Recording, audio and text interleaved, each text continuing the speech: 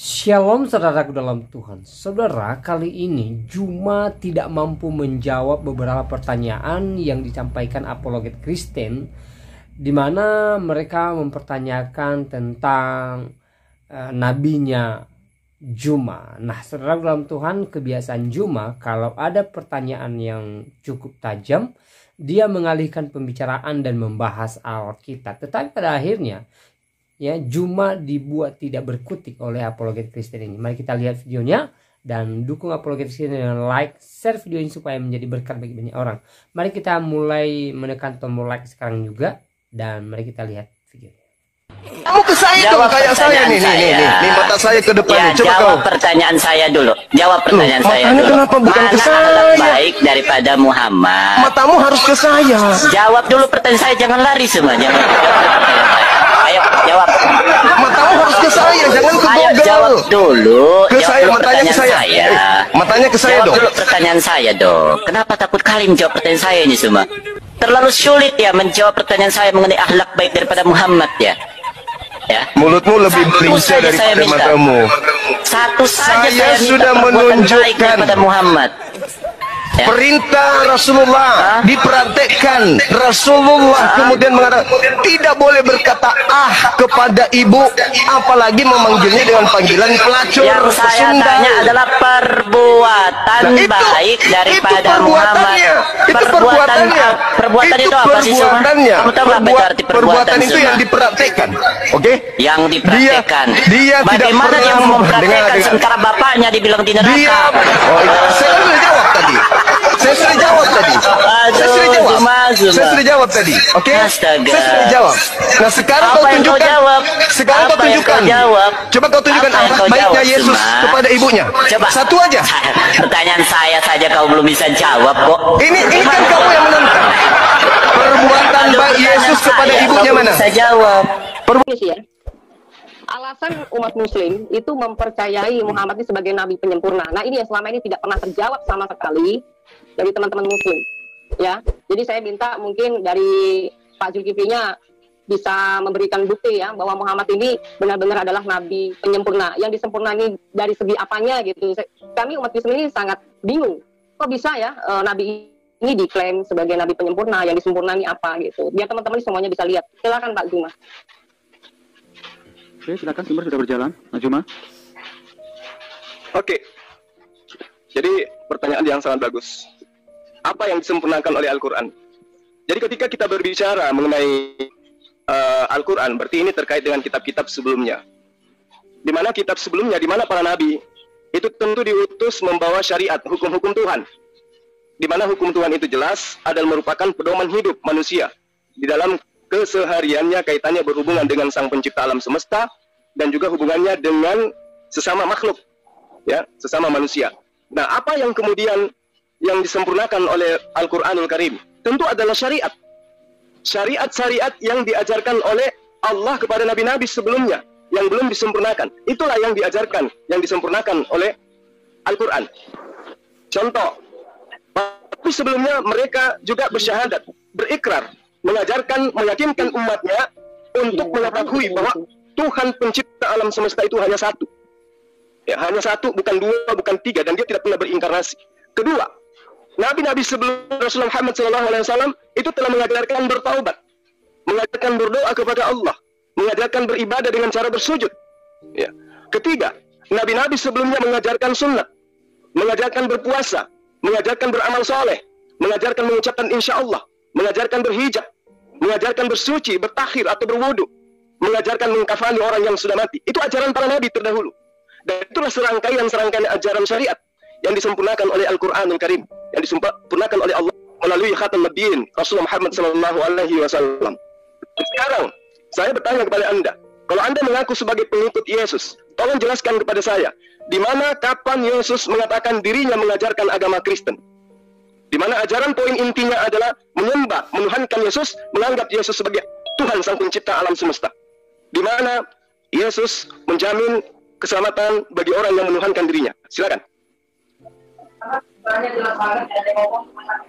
Ya, oke. Sekarang saya jawab. Halo. Ya, silakan kita menyimak. Ya, tolong Halo. diperhatikan di screen itu timer sudah berjalan ya. Kalau saya kira gini Pak, Bapak mempertanyakan mengenai tentang kapan ini kita diajarkan berkerudung, diajarkan bersunat, diajarkan harus apa yang Anda katakan tadi ya, terlalu panjang tadi ya. Jadi mana ada pernyataan kita harus berjilbab, kita harus menutupin wajah dan segala macam, mana nggak ada, kata siapa? Ya, yang Anda katakan sebagai apa tadi? Kristen. Yesus itu adalah Yesus Kristus Sang Mesias. Kita ini adalah umat pengikut Yesus. Ya, artinya kita muridnya Yesus. Yesus tidak mengajarkan kamu wajib sunat, nggak ada. Ya. Jadi di sini artinya Anda tidak pernah bisa menjadi pengikut Yesus. Karena apa? Anda adalah orang yang menentang tentang ajaran itu sendiri. Sunat. Yang ada sunat hati. Begitu, Bro. Ya. Yesus mengatakan jelas, memang tidak pernah mengajarkan Kristen, karena Yesus tidak pernah mengajarkan Kristen. Jadi saya tidak bertanya tentang Kristen, yang saya tanya tentang Yesus. Kapan dia mengajarkan tentang Kristen? Itu poinnya. Kaitannya dengan itu sangat jelas. Jangan kamu menyangka aku datang meniadakan hukum Taurat. Aku tidak menyediakannya meskipun yang paling terkecil. Barang apa yang meniadakan mengajarkan kepada orang lain, maka dia akan menempati tempat yang terendah di dalam api neraka, dalam kerajaan Allah. Itu ajaran Yesus kepada Bani Israel, bukan kepada Kristen. Kalau Kristen kan itu bukan umatnya Yesus. Nah, sekarang Anda buktikan. Pernah nggak Yesus mengajarkan Kristen? Silakan Anda tunjukkan bukti. Itu apa? Kristen itu apa?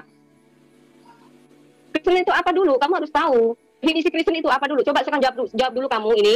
Setelah jawab baru saya akan berikan penjelasan. Saya tahu definisi Kristen itu apa itu? Adalah pengikut Yesus. Ya kan? Yes. Kalau pengikut Kristus, tadi sudah saya bilang, Yesus tidak pernah menyadari kita wajib sunat lahiriah.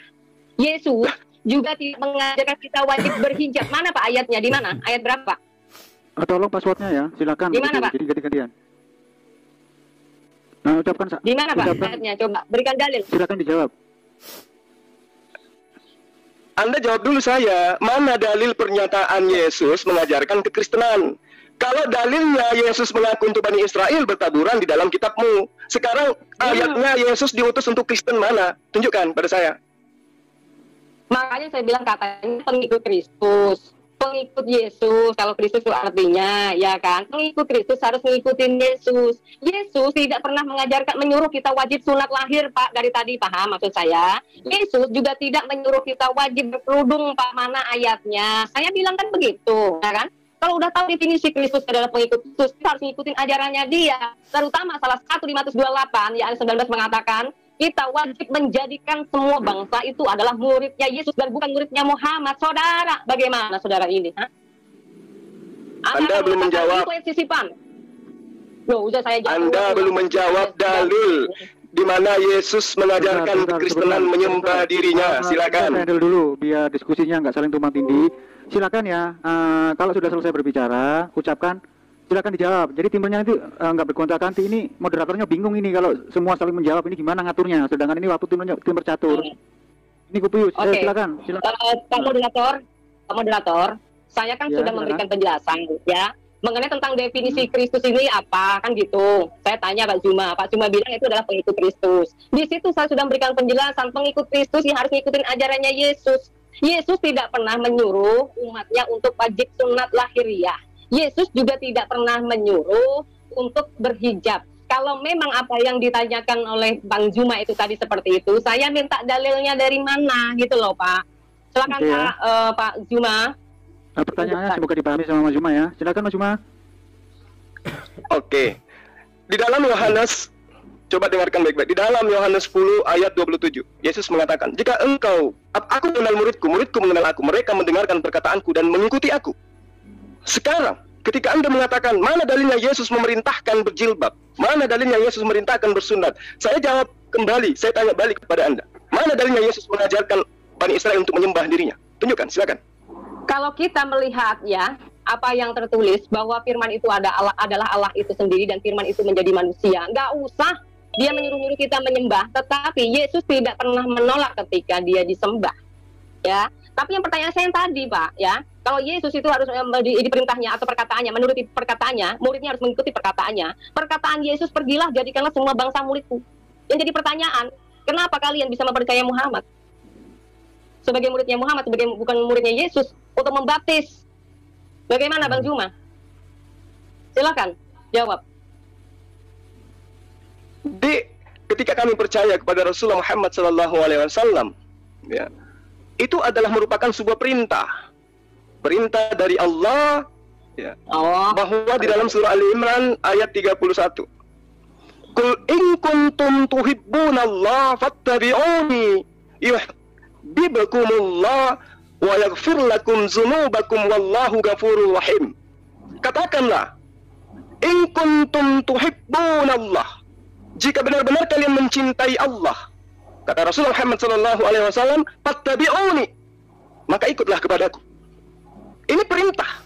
Nah sekarang, mana dalilnya kepada Anda untuk ikut kepada Yesus dengan cara menyembah dirinya? Ada dalilnya tidak?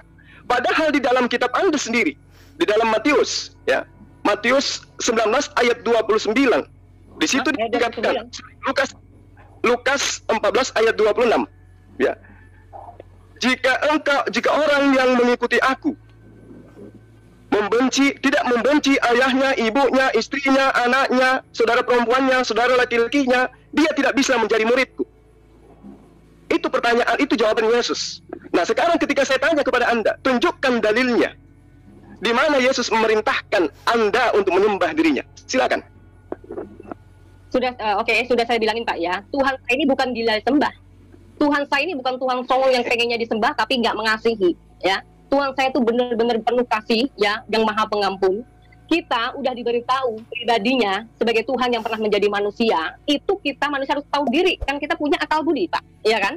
Kalau sudah punya akal budi, nggak usah disuruh sembah. Kalau tahu itu Tuhan harus disembah, Pak. Yang jadi pertanyaan Kak tadi, yang Anda tuduhkan, kenapa nggak dijawab? Perintah Yesus itu untuk menjadikan semua bangsa muridnya Yesus. Kenapa justru Anda membelokkan pengajarannya Yesus? Itu Pak. Silakan dijawab Pak. Gak usah melebar kemana-mana ya. Oke, sekarang Anda menjadi murid atau menjadi hambanya Yesus? Jawab. Saya sebagai muridnya Yesus, sekaligus saya adalah hambanya Yesus, sekaligus saya anaknya Yesus. Di mana Yesus mengajarkan, memerintahkan, menjadikan bangsa menjadi muridnya? Semua menjadikan bangsa semua menjadi murid, yaitu ada di Matius 28 ayat 19, asalkan Anda terima. Menjadi hambanya, silakan, menjadi hambanya, silakan. Kita skip mengenai pembahasan Bible. Mendingan kita membahas kitabmu saja kalau begitu, kalau Anda tidak percaya. Loh, bagaimana Anda mau membahas kitab saya kalau kitab Anda saja Anda tidak paham? Anda berasumsi dari tadi. Ini fungsinya fungsi nomor nggak berfungsi ini soalnya nggak pakai kode. Ya ada fungsi ini. Masalahnya Kubus ya, silakan berdiskusi yang santun saja. Silakan TikTok saja ya. Ini Kubus waktunya. Kubus. Ya. Silakan. Betul, Pak. Moderator, terima kasih. Jadi gini, Bang Jul, saya bilang di Matius 28 ayat 19 itu tadi sudah jelas. Jadikanlah semua bangsa muridku, kata Yesus. Itu nggak usah kau belok-belokkan. Sejak kapan begitu tidak segala macam? Apaan maksud Anda? Iya, saya tahu dalil itu, saya ngerti, lebih paham ayat itu daripada Anda. Yesus perintahkan menjadikan orang itu menjadi muridnya. Hambanya. Pengajaran Yesus seperti apa? Kamu jelaskan. Pengajaran Yesus mengajarkan hidup kekal itu adalah mereka mengenal Engkau satu-satunya Allah yang benar dan mengenal aku sebagai utusan Allah. Makanya saya tanya sama Anda, mana ajaran Yesus yang mengajarkan dirinya itu adalah Allah sehingga orang harus menyembah Dia? Mana? Tunjukkan. Ada enggak? Betul, karena di dalam Alkitab ini kita paham banget, Pak. Tanya, ada enggak dalilnya Yesus mengajarkan itu? Siapa? Yang memberikan hidup yang kekal itu siapa? Yang memberikan hidup yang kekal itu siapa? Allah, tentu Allah, bukan Yesus. Allah, kalau begitu Pak, jangan cuma hanya Yohanes 17 ayat 3-nya doang yang dibaca. Baca semua. Itu pernyataan Yesus. Iya. Itu pernyataan Yesus. Makanya saya tanya sama Anda, kalau Anda itu adalah murid Yesus, kenapa justru Anda menuhankannya? Kenapa Anda menuhankannya kalau Anda mengaku muridnya? Kalau pengen tahu Yesus itu Tuhan, jangan dicomot ayat Yohanes 17 ayat 3-nya toh. Sama. Kalau Anda ingin mengakui Yesus itu Tuhan, jangan tinggalkan ajaran Yesus yang mengatakan dirinya bukan Tuhan. Kalau Yesus yang memberikan hidup yang kekal, berarti dia Tuhan kan? Oh, Yesus mengatakan aku tidak dapat berbuat apa-apa dari diriku sendiri. Yang kemana-mana, coba kamu tuh, bacanya ya, Yohanes 17 ayat 3, masa tiba-tiba Yohanes 17 ayat 3? Baca dulu ayat sebelum dan sesudahnya, Pak. Nah, makanya saya bilang apa? Kalau ngebahas Alkitab, situ harus berani dan siap. Oh, itu kan asumsi Anda untuk lari. Tunjukkan aja sekarang dalilnya. Sekarang dalilnya di mana Yesus mengaku dirinya itu adalah Allah itu sendiri. Kan udah saya bilang, Yesus tidak pernah ngemis-ngemis minta disembah, tetapi kita punya akal budi. Ya karena dia memang bukan Tuhan. Ya, adalah dulu. Ya karena memang dia bukan Tuhan. Siapa yang memberi hidup yang kekal, Pak? Kamu bilang Allah, Tuhan. Nah, ayatnya di mana tuh? Coba dibaca dulu sebelum Yohanes 17 ayat 3-nya. Baca dulu di situ biar kamu tahu siapa yang beri hidup yang kekal itu, gitu loh. Coba Anda bacakan. Coba Anda bacakan dalilnya. Saya ingin dengar. Kitab dulu ya. Ya. Sabar. Tapi kalau memang bisa ditampilkan, moderator, tolong dong, bisa ditampilkan lah itu. Ya silakan, ada teman-teman yang mau Yohanes 17 ayat 3. Yohanes 17 ayat dari 1 ya. Demikianlah kata Yesus, lalu ia menengadah ke langit dan berkata, Bapa, telah tiba saatnya permuliakanlah anakmu, supaya anakmu mempermuliakan engkau. Sama seperti engkau telah memberikan kepadanya kuasa atas segala yang hidup, demikian pula ia akan memberikan hidup yang kekal kepada semua yang telah engkau berikan kepadanya. Ini coba ayat yang keduanya coba gimana Pak? Menurut Pak Zuma bagaimana? Siapa yang berikan hidup yang kekal ini Pak di sini? Ya, ditahan dulu biar kita tampilkan ayatnya. Kita sama-sama belajar. Tolong Mas Ian, tampilkan Yohanes pasal 3 ayat berapa tadi? Dari ayat 1 aja Pak, dibaca semua. Ayat 1, oke. Sampai habis itu biar kita ini paham. Itu tolong dibaca itu. Yang mana yang mau ditunjukkan ini? Silakan. Bentar Pak, saya masuk ke Zoom lagi. Ini tadi nih. Ya ini. Ya, itu sih keren. Ya. Yohanes 17 Pak. Yohanes 17 ayat 3. Ini Yohanes berapa? Yohanes 17 Pak. Dari 1 Pak. Dari 1 kita baca. Jangan cuma hanya 3-nya doang. Baik, saya yang bacakan ya. Atas siapa? Mbak Fatimah yang bacakan. Ya. Inilah hidup yang kekal itu. Yaitu. Sebentar Pak. Dari 1 Pak. Dari 1 Pak. Dari 1 Pak. Jangan dipotong. Ya.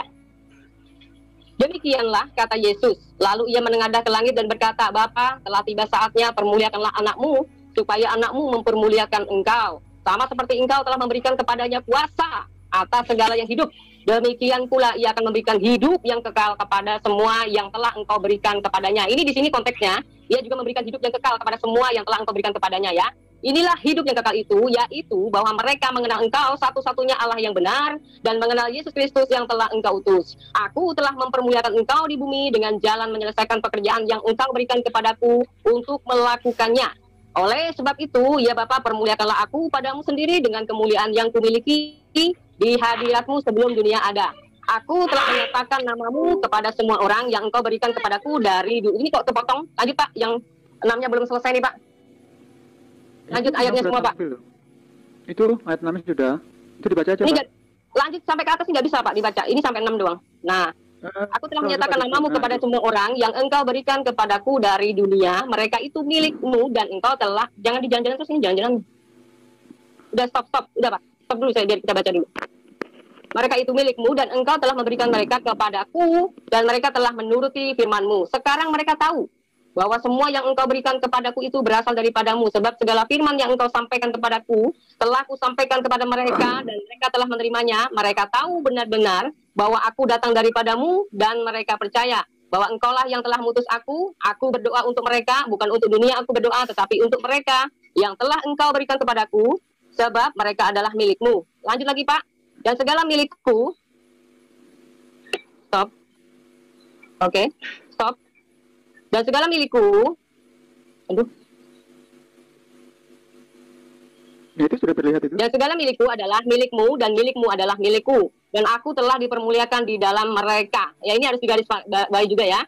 Dan aku tidak ada lagi di dalam dunia, tetapi mereka masih ada di dalam dunia. Dan aku datang kepadamu, ya Bapa yang kudus, peliharalah mereka dalam namamu, yaitu namamu yang telah engkau berikan kepadaku. Ini namanya Bapa yang diberikan kepada sang anak ini Yesus ya. Supaya mereka menjadi satu sama seperti kita. Selama aku bersama mereka, aku memelihara mereka dalam namamu, yaitu namamu yang telah engkau berikan kepadaku. Ini artinya gini, selama aku bersama mereka ketika dia datang sebagai manusia, ya, lalu memelihara mereka di dalam nama Bapa, ya, yaitu namamu yang telah engkau berikan kepadaku. Aku telah menjaga mereka dan tidak ada seorang pun dari mereka yang binasa selain daripada dia yang telah ditentukan untuk binasa, supaya genaplah yang tertulis.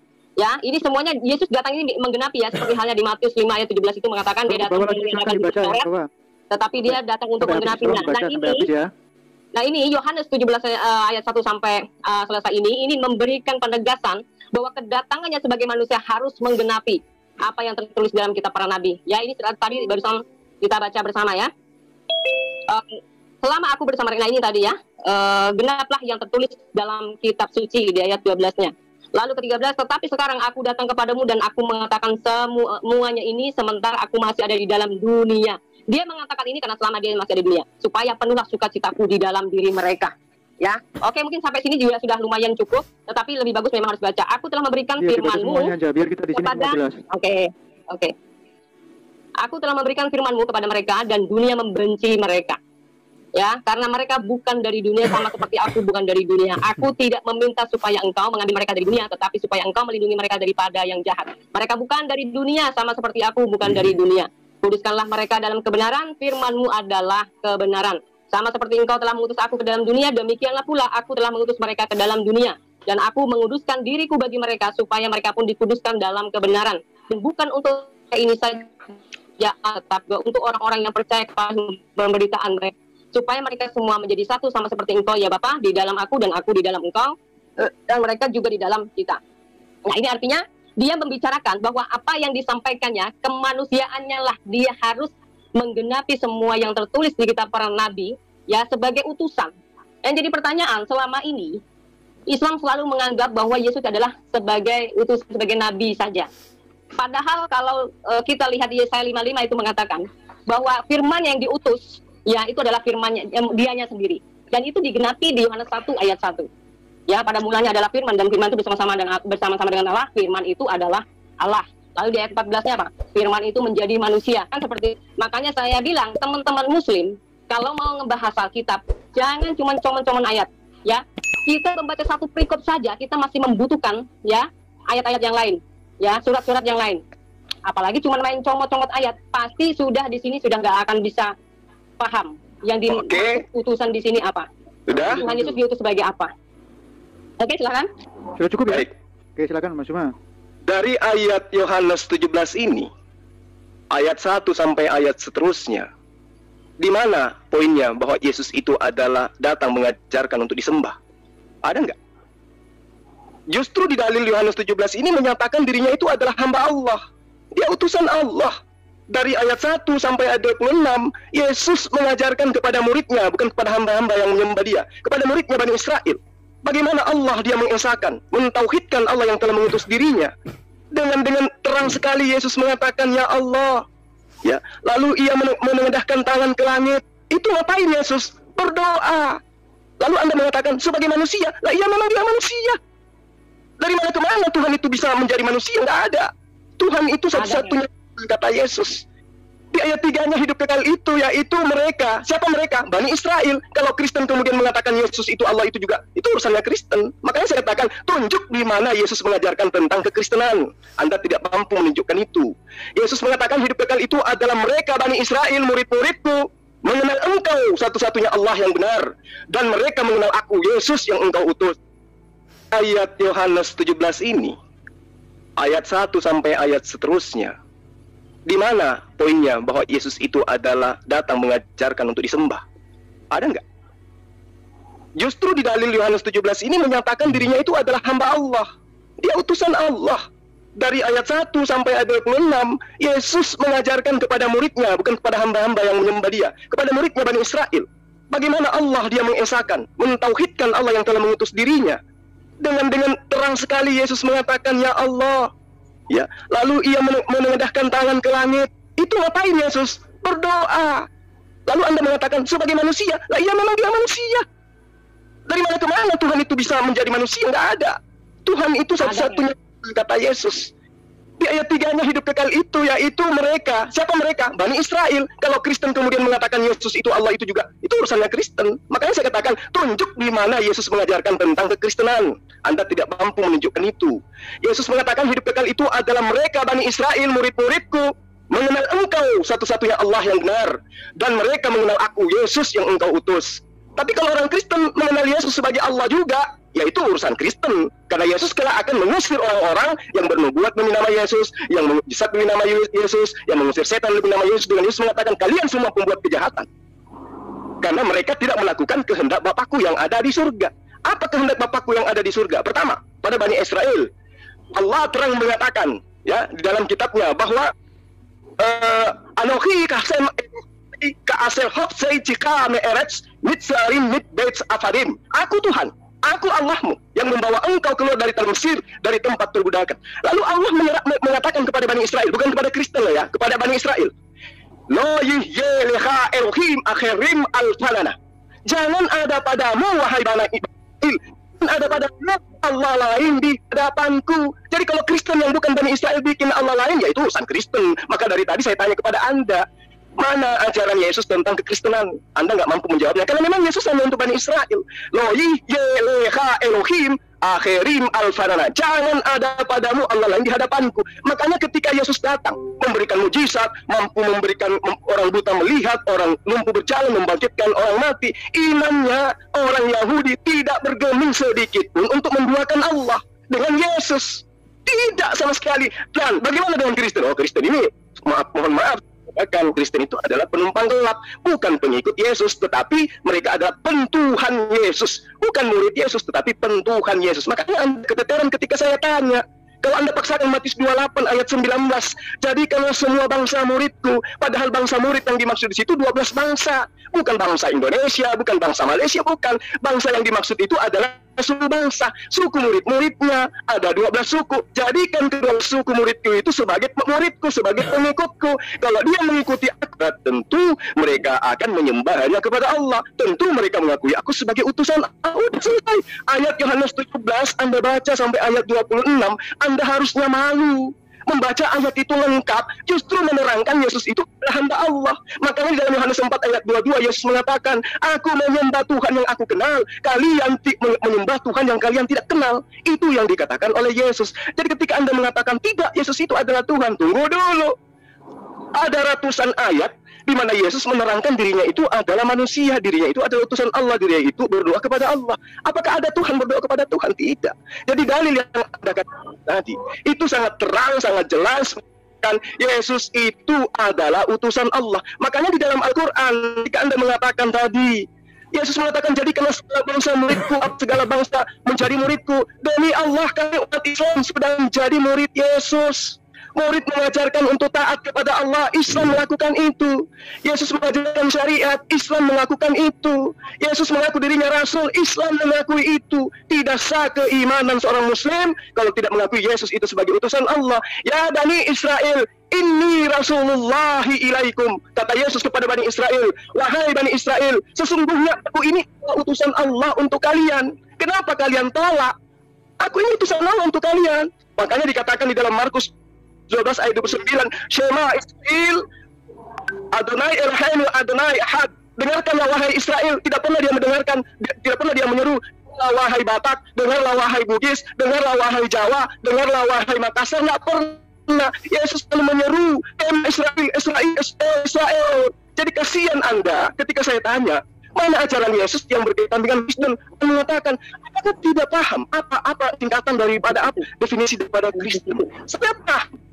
Sama ketika orang juga berkata kepada orang sana, berkata, apakah kamu tidak ngerti apa itu Suma? Suma itu adalah pengikut Yesus. Tapi apakah saya Zulkifli mengakui mereka? Belum tentu. Sama dengan kalian, Kristen itu adalah pengikut Yesus. Buktinya mana kalau kalian mengikuti Yesus? Yesus menyembah kepada Allah, kalian menyembah kepada Yesus. Yesus memegang teguh Taurat, hukum Taurat, kalian mengaku dengan matinya Yesus di tiang. Maka kita dibebaskan dari hukum Taurat dan bahkan dimerdekakan dari hukum penghambaan. Jadi mohon maaf kata, saya harus katakan kepada Anda bukan murid Yesus, tetapi Anda adalah kelompok yang menghambakan diri kepada makhluk Tuhan, utusan Tuhan bernama Yesus alaihissalam. Terima kasih. Ya, terima kasih Mas Juma. Oke, silakan saya, Mbak Fatima. Wah, ini gak ada selesai-selesainya nih kalau kamu hanya mempelintir-pelintir ayat, Jul. Jadi Anda tadi katakan apa yang saya pelintir, Mbak? Jadi karena bangsa Mbak Yeri, yang saya pelintir yang mana? Ke-12 murid tadi, Pak, di Matius 12 yang mana? 19. Anda mengatakan katanya hanya pergilah jadikanlah bangsa ke-12 suku. Bukan, Pak, ini teksnya ini udah jelas, semua bangsa. Semua bangsa, tidak dikatakan ke-12 bangsa, Pak, tapi semua bangsa. Nah, ini salah satu yang Anda selama ini cuma hanya modal mulut ngerocos, yang cuma hanya modal pinter ngomong, ya. Terus saya kasih tahu Anda lagi ya, bicara mengenai tentang Yohanes 17 ya, kita baca sekotanya, bukan saya yang malu, Pak. Anda harus malu, emangnya surat Yohanes cuma ayat 17, ya kan? Itu kan saya bilang harus dibaca semua konteksnya. Dari Yohanes 1, Yohanes 2 ayat 3, dan seterusnya. Begitu pula Yohanes 17 itu di atasnya mengatakan siapa yang memberikan hidup yang kekal, itu yaitu Yesus itu sendiri. Lalu Anda mengatakan bahwa Andalah atau umat Islamlah sebagai murid Yesus. Pengajaran Yesus saja semuanya kau tantang, semuanya kau ini semua, ya. Yesus tidak mengajarkan kau berpoligami. Yesus tidak mengajarkan engkau untuk bisa memusuhi orang-orang kafir dan menghakimi orang lain. Tetapi di dalam ajaran Islam justru yang membenci orang-orang Kristen, ya. Selalu bikin gosipnya katanya orang Nasrani dan Yahudi tidak akan senang kepada kamu selama kalian tidak masuk agama mereka, katanya gitu kan. Itu gosip. Tidak pernah ada ajaran Yesus mengatakan seperti itu. Nah, inilah kepala kalian selama ini hanya dipenuhi dengan kesombongan dan juga fitnah, ya, yang selama ini tidak pernah ada datanya. Kalau memang benar Julkifli, Anda sebagai muridnya Yesus, ya, seharusnya menjadikan semua bangsa jangan kau pelintir ke 12 bangsa, Julkifli. Inilah yang menjadi penyelewengan, ya, ayat-ayat yang bisa kalian selewengkan selama ini, ya, seperti ajaran Muhammad, semua menyelewengkan, mengklaim sebagai kitab sempurna, penyempurna. Yang disempurnakan itu apa? Mengenai hukum-hukum Taurat kah? Nah, yang tadi pertanyaan saya dari awal, yang disempurnakan Muhammad ini apa? Sehingga membuat kacau jadinya Islam dan Kristen selalu ribut mencari pembenaran ya. Padahal di dalam dalil Quran itu sendiri nyatakan membenarkan kitab terdahulu. Lalu kitab mana yang dibenarkan? Masa tiba-tiba ujuk-ujuk bilang katanya kitab yang dirubah? Kitab yang dirubah kok logikanya dibenarkan? Ini kan aneh. Kan begitu Julkifli, ya. Jadi jangan suka mempelintir ayat kalian itu. Ya, bicara jujur aja. Yohanes 1 ayat 1 misalkan. Di situ sudah memberikan penjelasan mana ada Yesus itu sebagai Tuhan. Nah, kalau kamu punya akal, baca. Makanya saya bilang terima. Kalau kamu bisa menerima firman itu adalah Allah itu sendiri yang datang menjadi manusia, ya kamu akan mengakui Yesus itu Tuhan. Yang jadi masalah kamu tidak mengakui bahwa Tuhan itu menjadi manusia, yaitu ya repot. Tuduhan kalian selalu bilang surat Paulus yang nggak sesuai dengan udara kalian, ya kan gitu. Iya kan? Selama ini begitu. Oke, silakan. Ya, terima kasih. Silakan, Mas Juma. Oke, baik. Jadi di dalam Devarim 4 ayat 35, Etahare etalada atski Hashem hu ha Elohim and of mitfadov. Engkau diberi melihat untuk mengetahui bahwa Tuhanlah Allah, tidak ada lain kecuali Dia. Loh, kok tiba-tiba Dia jadi manusia? Engkau diberi melihat. Iya, betul. Engkau melihat apa, Jul? Coba baca ulang. Engkau diberi melihat apa? Engkau diberi melihatnya untuk mengetahui. Melihatnya siapa? Ini siapa? Melihat kekuasaan Allah, melihat apa yang ada di alam semesta ini, untuk mengetahui. Diberi melihatnya. Konteksnya ini itu siapa? Hasem, Allah Subhanahu wa Ta'ala. Kau diberi melihatnya. Kau diberi melihatnya Hasem, ya? Iya, betul. Nah, iya. Nah, gimana dong kalau memang dia sudah manusia dikasih lihat? Melihat itu bukan berarti dari mata. Mata melihat sesuatu, tidak. Melihat itu bisa dengan hati. Tuhanmu sendiri yang terbuat dari manusia itu mengatakan, kamu, Bapak yang mengutus aku, kamu tidak pernah melihatnya, suaranya pun tidak bisa kamu dengarkan. Nah, ini dalil yang saya bacakan kepada Anda. Dalil loh, dalil yang saya bacakan kepada Anda. Engkau diberi melihatnya untuk mengetahui bahwa Tuhan Allah, tidak ada yang lain kecuali Dia. Coba. Iya, memang tidak ada yang lain kecuali Dia. Terus kenapa ada Yesus? Firman itu ya. Kenapa ada Yesus? Ada Yesus karena ada fakta firman itu jadi manusia. Artinya itu Yohanes 1 ayat 1 itu firman siapa? Firman siapa ya? Yohanes 17 ayat 3 ya? Yohanes 1 ayat 1 itu firman siapa? Saya tanya samamu. Yohanes itu siapa? Kamu bilang yang nulis Yohanes siapa? Loh, itu kan dikatakan di dalam Yohanes 17 sudah jelas, ya. Mbak Yeri. Yohanes, coba lihat. Yohanes 1 yang Anda baca tadi. Ya, demikianlah kata Yesus. Jadi penulis ini mengatakan Yesus berkata. Lalu Yesus menengadah ke langit. Aja, yang nulis berarti penulis Yohanes ini berkata Yesus itu menengadahkan tangan ke langit dan berdoa. Penulisnya mengatakan. Nah, sekarang Yohanes 1 ayat 1 ada nggak di situ keterangan? Yesus berkata. Situ percaya nggak dengan tulisan Yohanes? Loh, ini bukan masalah percaya atau tidak percaya, Mbak Yeri. Ini masalah kamu percaya ucapan kitabmu atau tidak. Kang Mas akan ini kan saya tanya. Bukan begitu. Ini sekarang saya tanya samamu. Kamu percaya nggak dalil itu sebagai firman Tuhan? Kalau Anda percaya, makanya saya tanya. Yohanes 1 ayat 1 itu perkataan siapa? Perkataan Yesus itu banyak bertaburan di mana-mana, contoh di Yohanes 8. Saya tidak tanya perkataan Yesus itu di mana saja. Saya tanya Yohanes 1 ayat 1 itu perkataan siapa? Perkataan Yohanes semuanya, itu yang nulis Yohanes semuanya yang nulis. Iya, oke. Tetapi di dalam Yohanes 17 ayat 1, sang penulis Yohanes ini yang bukan murid Yesus mengatakan demikianlah kata Yesus. Lalu ia menengadahkan tangan ke langit lalu berdoa. Jadi ini ada keterangan dari penulis Yohanes yang menerangkan kepada Bu Yeri bahwa Yesus itu berdoa kepada Tuhannya. Bunyi doanya Yesus adalah, Tuhanku, telah tiba saatnya, permuliakanlah anakmu. Artinya permuliakanlah hambamu. Nah, Yohanes 1 ayat 1 tidak ada perkataan di situ. Yesus berkata, pada mulanya adalah firman. Firman itu bersama-sama dengan Allah. Firman itu adalah Allah. Tidak ada perkataan Yesus begitu. Bahwa Yesus berkata, tidak ada. Tidak ada juga berkata firman Allah atau berkatalah Allah atau berfirmanlah Tuhan. Tidak ada. Sekarang yang muncul pada mulanya adalah firman. Firman itu bersama-sama dengan. Ini adalah filsafat himne Plato persis. Berarti semua perkataan hadis itu bohong juga ya Pak ya, berarti ya?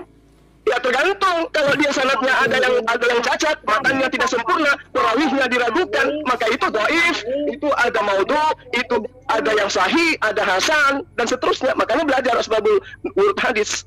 Nah, makanya saya bilang kalau ada tertulis itu jangan dipilih-pilih, karena memang ada perkataan atau persaksian dari para murid Yesus itu sendiri mengatakan seperti itu. Lalu ada ayat lain yang mengatakan, Yohanes 8 ayat 24 mengatakan, jika kamu tidak percaya bahwa akulah dia, maka kau akan modiar dalam itu dengan dosamu sendiri. Itu bagaimana?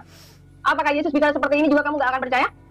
Kalau kamu tidak percaya bahwa aku... Saya percaya, dia itu adalah utusan Tuhan. Akulah dia, akulah utusan Tuhan itu. Oh, siapa yang bisa menanggung dosa Pak di situ? Kalau kamu tidak percaya sama dia, kamu akan mati di dalam dosamu sendiri itu. Kamu akan mati di dalam dosamu. Iya betul, makanya percayalah kepada Yesus Bu Yeri, bahwa dia itu utusan Tuhan. Jangan percaya kepada orang-orang yang menginginkan Yesus itu menjadi Tuhan. Percaya kepada Yesus. Yesus itu adalah Tuhan, Pak. Di mana dalilnya Yesus itu adalah Tuhan? Makanya dari tadi saya minta kepada Anda, tapi Anda mengatakan Yesus itu adalah Tuhan yang tidak disembah. Bukan, terbalik. Yesus itu tidak mengajarkan menyembah dirinya karena dia. Ya, itu dia saudaraku, kita bersama-sama telah melihat dan menyaksikan suatu diskusi atau debat yang sangat menarik. Dan lagi-lagi kita melihat bagaimana Ustadz Zuma ini dibuat kewalahan oleh seorang murtadin yang sangat cerdas, di mana seorang murtadin ini bisa mematahkan setiap argumentasi bahkan tuduhan-tuduhan liar dari seorang Ustadz Zuma, yang dimana Ustadz Zuma ini selalu saja terus berkoar-koar membahas tentang iman Kristen, yang dimana juga dia selalu mempermasalahkan soal Yesus bukanlah sebagai Tuhan, dia merupakan hanyalah seorang nabi seperti Tuhan. itu. Itu videonya kita sudah simak apa yang dibahas oleh apologet Kristen dengan Zuma di video tadi. Mereka membahas tentang beberapa hal terkait ayat-ayat Alkitab dan juga ayat-ayat Al-Quran. Nah, saudara dalam Tuhan, beberapa pertanyaan disampaikan ke Zuma dan sepertinya Zuma tidak mampu menjawab pertanyaan yang disampaikan ke dia. Pertama, seorang laki-laki yang juga menjadi lawan bicara Zuma ya menyampaikan satu pertanyaan, ya, perbuatan baik apa yang telah dilakukan oleh nabinya Zuma. Dan kita sudah dengarkan penjelasan Zuma. Dia tidak menunjukkan apa yang menjadi perbuatan baik daripada seorang nabinya, tetapi dia hanya memberikan pengertian daripada perbuatan baik itu.